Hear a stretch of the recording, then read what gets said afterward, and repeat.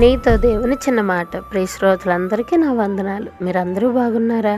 మీరందరూ బాగుండాలని, వాక్యం ద్వారా స్థిరపరచబడాలని ప్రార్థిస్తున్నాను.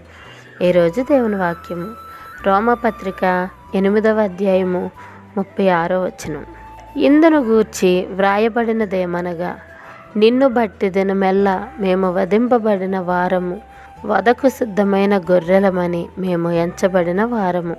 ప్రియా దేవుని బిడలారా, వధకు సిద్ధమైన గొర్రెలమని రోమపత్రిక 8వ అధ్యాయం 35-36 వచనాలలో పౌలు వివరించిన ప్రతికూలతలు అన్ని తరాలలోని దేవుని ప్రజల అనుభవం.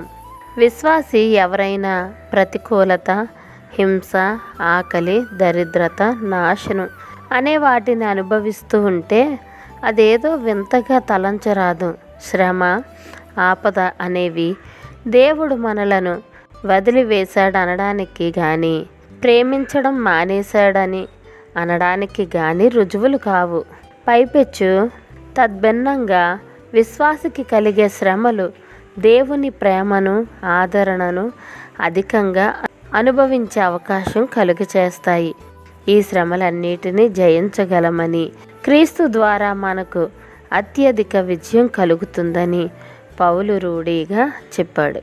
ఇట్లు మీ సహోదరి భాగ్యం. మరణాత. షాలోమ్.